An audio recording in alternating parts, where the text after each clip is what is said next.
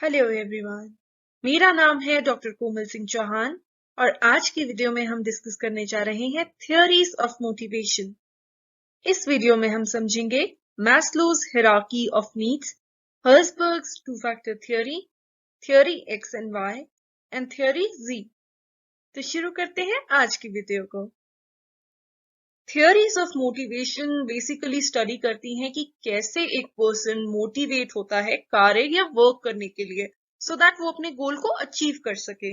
इसमें हम total 8 theories को डिस्कस करेंगे। 4 थियोरीज को हम अपनी इस वीडियो में डिस्कस करेंगे और अगली 4 थियोरीज को हम अपनी नेक्स्ट वीडियो में डिस्कस करेंगे। तो शुरुआत करते हैं Maslow's hierarchy of needs theory से। इब्राहम मैस्लो ने अपनी मोटिवेशन से रिलेटेड इस थ्योरी को दिया था अपने paper a theory of human motivation में सन 1943 में। इस थ्योरी को need hierarchy theory of human motivation भी बोला जाता है and it is the first systematic model of human motivation. Human motivation से रिलेटेड ये पहला सिस्टमैटिक मॉडल है। According to this theory, human needs influence human behaviour, जिसका मतलब है कि एक इंसान की जरूरतें उसके बिहेवियर को प्रभावित करती हैं एंड वो नीड्स फर्दर एक व्यक्ति को मोटिवेट करती हैं। So basically there are 5 levels of human needs arranged in an ascending order. Maslow के अनुसार 5 ऐसी नीड्स या जरूरतें हैं जो एक व्यक्ति को मोटिवेट करती हैं एंड उन्होंने इन नीड्स को 5 लेवल्स में कैटेगराइज किया है in an ascending order. Ascending order होता है कम से ज्यादा की ओर, that is increasing order. So Maslow ने अपनी थ्योरी में 5 ऐसी ह्यूमन नीड्स को कैटेगराइज किया है जो कि ह्यूमंस को इन्फ्लुएंस करती है टू अचीव देयर गोल। तो मैस्लो के अनुसार सबसे इंपॉर्टेंट नीड है फिजियोलॉजिकल या बायोलॉजिकल नीड्स। इसमें ह्यूमंस की बायोलॉजिकल नीड्स आती हैं जैसे हंगर या भूख, थर्स्ट या प्यास एंड स्लीप। तो ये सबसे इंपॉर्टेंट नीड है जो एक पर्सन को मोटिवेट करती है कार्य करने के लिए और इन नीड्स को पूरा करने के लिए ही वो मोटिवेट होकर कार्य करता है। Second most important need according to Maslow are security needs or safety. It includes safety needs which further includes both emotional as well as physical safety. इस कैटेगरी में इंसान की सेफ्टी नीड्स आती हैं जो कि इमोशनल या फिजिकल सेफ्टी हो सकती है। एक व्यक्ति अपने आप को सेफ रखने के लिए वर्क करता है और इसका एग्जाम्पल है protection against losing a job, property, food और शेल्टर। एक व्यक्ति अपने आप को सेफ कैसे रख सकता है? जब उसके पास एक गारंटीड जॉब हो, प्रॉपर्टी हो, उसके पास खाने की कमी ना हो या शेल्टर की कमी ना हो। तो ये होती है सिक्योरिटी नीड्स। इसके बाद आते हैं थर्ड नंबर पे social needs which includes the sense of belongingness and love needs. Social या सामाजिक जरूरतें भी ह्यूमंस को मोटिवेट करती हैं क्योंकि है तो इंसान एक सामाजिक प्राणी ही। इंसान को जब अफेक्शन, लव या फीलिंग ऑफ बिलोंगिंगनेस मिलती है दूसरे व्यक्तियों से तो वो मोटिवेट होकर काम करते हैं और ये फैक्टर्स उसका बिहेवियर इन्फ्लुएंस करते हैं। सो सोशल नीड्स में आता है affection, love and sense of belongingness from the other human beings. ये जरूरतें इंसान के बिहेवियर को मोटिवेट करती हैं। फिर आती हैं एस्टीम नीड्स या ego, which includes the higher needs of humans like the needs of power, achievement and status. Fourth most important need है ego या esteem needs.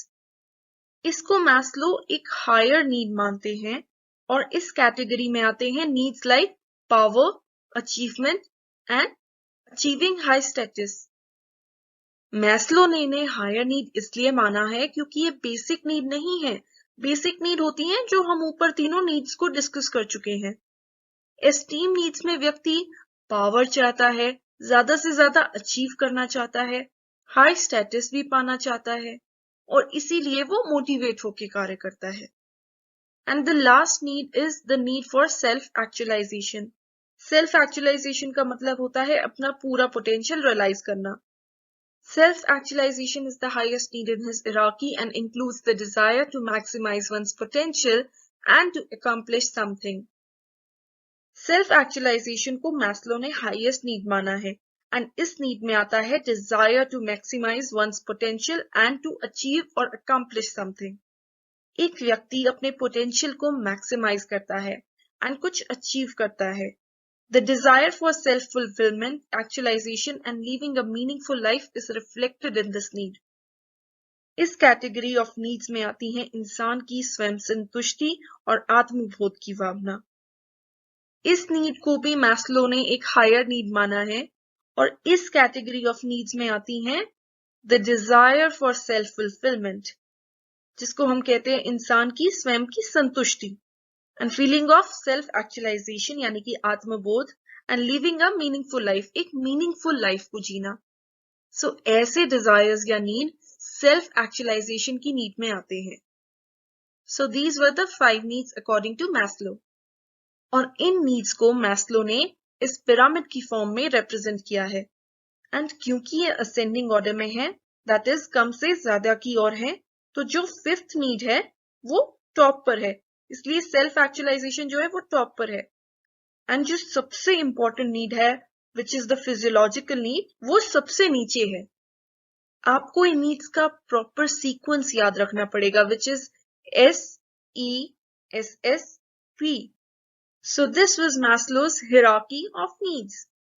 The second theory of motivation is Frederick Herzberg's two-factor theory, which is also known as the motivation hygiene theory. Herzberg की two-factor theory को motivation hygiene theory भी बोला जाता है।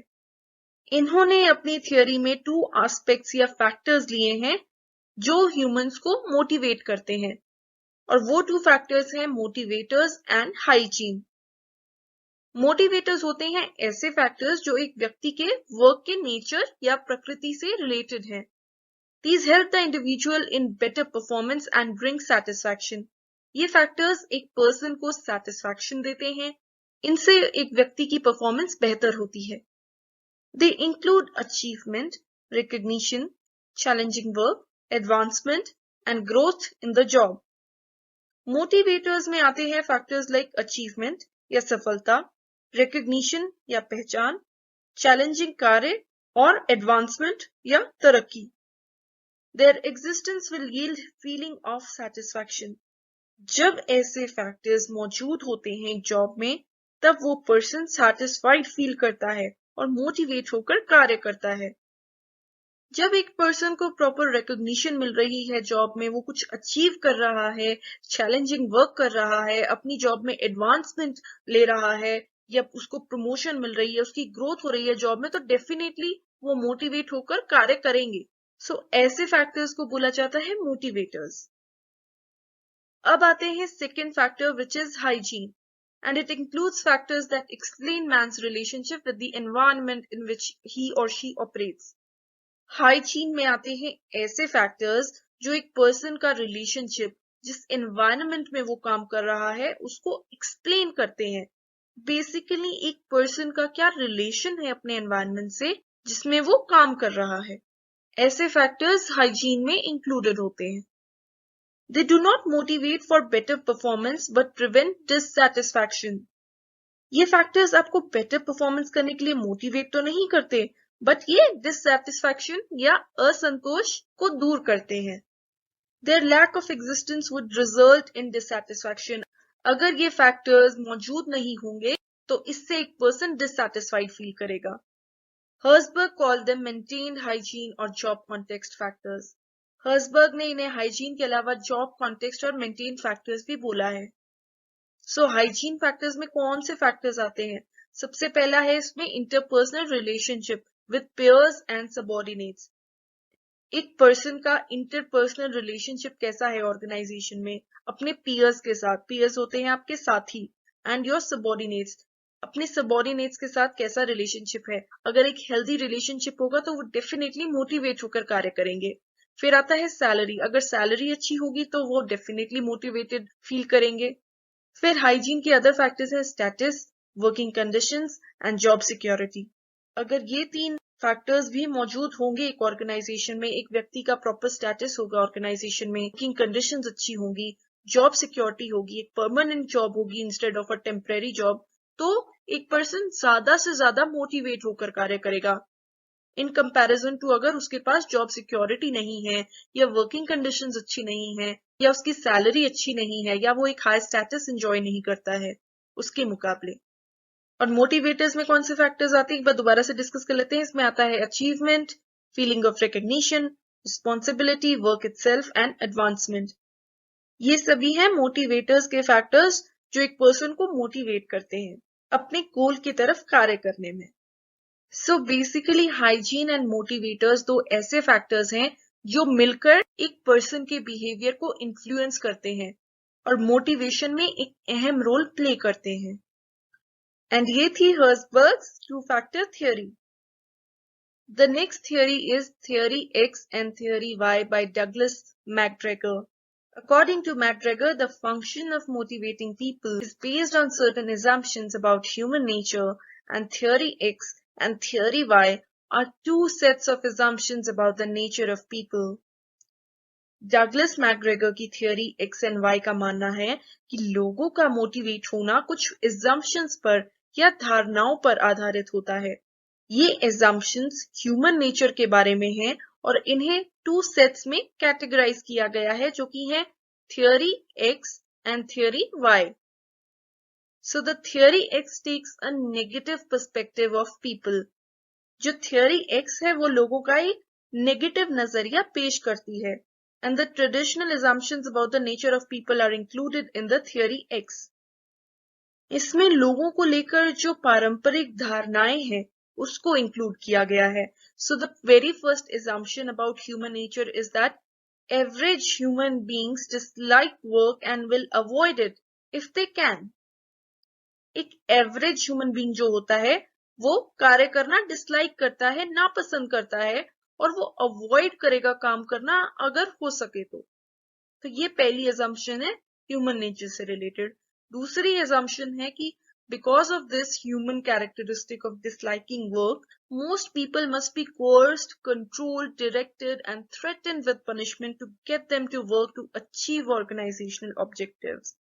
क्योंकि लोगों को कार्य करना नापसंद है इसलिए लोगों को कोर्स किया जाना चाहिए, उन्हें फोर्स किया जाना चाहिए, उनको कंट्रोल एंड डायरेक्ट किया जाना चाहिए, उन्हें निर्देश दिया जाना चाहिए एंड उनको पनिशमेंट देने का थ्रेट देना चाहिए, उनको डराना चाहिए कि हम पनिशमेंट देंगे so that they can work to achieve organisational objectives. अगर उन्हें फोर्स किया जाएगा, कंट्रोल किया जाएगा, डायरेक्ट किया जाएगा या पनिशमेंट देने का थ्रेट दिया जाएगा तभी वो ढंग से कार्य करेंगे ऑर्गेनाइजेशन के ऑब्जेक्टिव्स को अचीव करने के लिए। जो तीसरा नेगेटिव पर्सपेक्टिव है लोगों से related under the theory x is that average human beings prefer to be directed, wish to avoid responsibility, have relatively little ambition and want security above all. एक एवरेज ह्यूमन बीइंग प्रेफर करता है कि उसे direct किया जाए। He wishes to avoid responsibility. Human beings avoid करते हैं किसी भी तरह की जिम्मेदारी लेना। Have relatively little ambition. उनके पास कोई प्रॉपर एम्बिशन नहीं होता, बहुत कम एम्बिशन होता है या महत्वाकांक्षा होती है। And want security above all. उनको सिक्योरिटी चाहिए होती है। So ये होती है थियोरी एक्स की assumptions about human nature. इसके बाद आती है theory Y. MacGregor questioned whether theory X view of human behavior is correct and propounded theory Y, which he said would better represent the human behavior. McGregor ने question किया कि जो theory x में human behaviour का view point present किया गया है क्या वो सही है, और इसीलिए उन्होंने एक नई थियोरी दी जिसे उन्होंने थियोरी वाई कहा एंड उसमें उन्होंने एक ह्यूमन नेचर का एक नया नजरिया पेश किया जो कि उनके हिसाब से एक बेटर रिप्रेजेंटेशन था ह्यूमन बिहेवियर का। एंड थियोरी वाई का पहला assumption था that employees are internally motivated and enjoy their job. एक एम्प्लॉय को अपने अंदर से ही मोटिवेशन मिलता है कुछ अचीव करने का and they enjoy their job. वो अपनी जॉब को एंजॉय करते हैं, वो उसे जबरदस्ती नहीं करते हैं। A person gets motivation from within themselves. अगला assumption था that external control and the threat of punishment are not the only means for producing efforts towards organizational objectives. people will exercise self-direction and self-control in the services of objectives to which they are committed. Externally control करना या punishment का threat देना, यही ऐसे दो तरीके नहीं है जिनके द्वारा ऑर्गेनाइजेशनल ऑब्जेक्टिव्स को अचीव किया जाता है। ये बात कही गई थी वैसे थियरी एक्स में। यहाँ पर मैकग्रेगर ने अपनी स्टेटमेंट को एजम्पशन को थोड़ा चेंज कर दिया। उन्होंने कहा that people will exercise self direction and self control in the services of objectives to which they are committed. अगर कोई व्यक्ति किसी ऑब्जेक्टिव को अचीव करने के लिए कमिटेड है तो वो खुद को कंट्रोल भी कर सकता है, अपने आप को संचालित भी कर सकता है और गाइड भी कर सकता है। The degree of commitment of objectives is in proportion to the size of rewards associated with their achievements. More the rewards, more will be the commitment. एक पर्सन कितना कमिटेड है ऑब्जेक्टिव्स को अचीव करने के प्रति, ये डिपेंड करता है कि उसे कितना रिवॉर्ड मिलेगा सक्सेसफुल होने पर। More the rewards more will be the commitment. जितना ज्यादा रिवॉर्ड होगा उतना ही ज्यादा वो कमिटेड होगा कार्य करने के लिए। They want to assume responsibility under proper conditions. Humans जो है वो प्रॉपर कंडीशंस के अंदर जिम्मेदारी को अज्यूम करना चाहते हैं।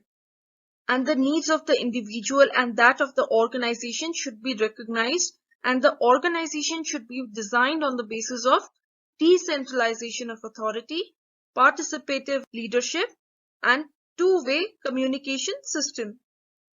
इंडिविजुअल की जरूरतों को और ऑर्गेनाइजेशन की जरूरतों को रिकॉग्नाइज करने की जरूरत है। ऑर्गेनाइजेशन को डिजाइन किया जाना चाहिए on the basis of decentralisation of authority को डिसेंट्रलाइज कर देना चाहिए। ऑर्गेनाइजेशन के हर लेवल पर अथॉरिटी होनी चाहिए। पार्टिसिपेटिव लीडरशिप होनी चाहिए जिसमें ऑर्गेनाइजेशन के सभी मेंबर्स मिलकर डिसीजन ले सकें। And there should be a two-way communication system. Two-way communication system होना चाहिए जो कि टॉप टू बॉटम हो और बॉटम टू टॉप भी हो। सिर्फ टॉप से बॉटम की ओर कम्युनिकेशन नहीं होना चाहिए कि सिर्फ टॉप लेवल से ऑर्डर्स आ रहे हैं और बॉटम लेवल पे फॉलो किए जा रहे हैं, बल्कि बॉटम टू टॉप भी कम्युनिकेशन होना चाहिए। और बॉटम लेवल पे जो एम्प्लॉइज के आइडियाज हैं वो आइडियाज अपर लेवल तक भी पहुंचने चाहिए। सो ये थी theory X and theory Y by Douglas McGregor. The fourth theory of motivation is theory Z by William Ouchi, and it was based on comparative study of Japanese and American management practices and was introduced in the 1980s. William Oki की theory Z based थी comparative study of Japanese and American management practices. उन्होंने जो comparative study करी थी Japanese और American management practices की, उस comparative study पर theory Z based थी and ये theory दी गई थी 1980s के दौरान। It was a hybrid system which incorporates the strength of American management and Japanese management. उन्होंने एक हाइब्रिड सिस्टम दिया था जो अमेरिकन मैनेजमेंट और जापानीज मैनेजमेंट के पॉजिटिव्स को कंबाइन करता था। अमेरिकन मैनेजमेंट की स्ट्रेंथ थी individual freedom, quick decision making and risk taking. तो उनके हाइब्रिड सिस्टम में इंडिविजुअल फ्रीडम भी थी, क्विक डिसीजन मेकिंग भी थी, यानी कि जल्दी से जल्दी डिसीजंस लेना, and risk taking which is the action of taking risks. And उसके अलावा जापानीज मैनेजमेंट सिस्टम के पॉजिटिव्स भी थे जो कि थे ग्रुप डिसीजन मेकिंग, यानी कि ग्रुप में डिसीजन लेना, जॉब सिक्योरिटी, जॉब की सिक्योरिटी होना, and concern for the employees, जो कि एक बहुत इंपॉर्टेंट एस्पेक्ट है जापानीज मैनेजमेंट का। ओके का मानना था कि ऐसा सिस्टम मोटिवेट करता है एक इंडिविजुअल को। He also believed that trust, integrity and openness are essential ingredients of an effective organization. उनका मानना था कि ट्रस्ट यानी कि विश्वास, ईमानदारी और खुलापन इंपॉर्टेंट इंग्रेडिएंट्स हैं, इंपॉर्टेंट हिस्सा हैं एक इफेक्टिव ऑर्गेनाइजेशन के। तो जो उनका हाइब्रिड सिस्टम था वो इन्हीं क्वालिटीज पर बेस्ड था। And there was involvement of employees in related matters which improve their commitment and performance. उनका मानना था कि अगर हम एम्प्लॉयज को इन्वॉल्व करते हैं इंपॉर्टेंट मैटर्स में ऑर्गेनाइजेशन के, तो उससे उनकी कमिटमेंट एंड परफॉर्मेंस इंप्रूव होती है। Involvement implies meaningful participation of employees in the decision-making process. Employees का डिसीजन मेकिंग की प्रक्रिया में प्रॉपर पार्टिसिपेशन होना चाहिए. And also the leader should establish coordination between the efforts of human being in order to develop common culture and class feeling in the organization. So emphasis should be on mutual trust and cooperation rather than on superior subordinate relationships. एक organisation के leader को समन्वय या coordination establish करना चाहिए different employees के बीच में, ताकि एक कॉमन कल्चर या क्लास फीलिंग को एस्टैब्लिश किया जा सके, डेवलप किया जा सके और एक कॉमन फीलिंग आ जाए ऑर्गेनाइजेशन में. So the emphasis should be on mutual trust. Mutual trust का मतलब होता है आपसी विश्वास, and cooperation rather than on superior subordinate relationships. ओकी के अनुसार सुपीरियर सबऑर्डिनेट रिलेशनशिप्स पर एम्फेसिस की बजाय ऑर्गेनाइजेशन में एम्फेसिस होना चाहिए म्यूचुअल ट्रस्ट यानी कि आपसी विश्वास पर और कोऑपरेशन पर. इससे ह्यूमन बीइंग ज्यादा से ज्यादा मोटिवेट होकर कार्य कर सकेगा और ऑर्गेनाइजेशन में भी इफेक्टिवनेस आएगी.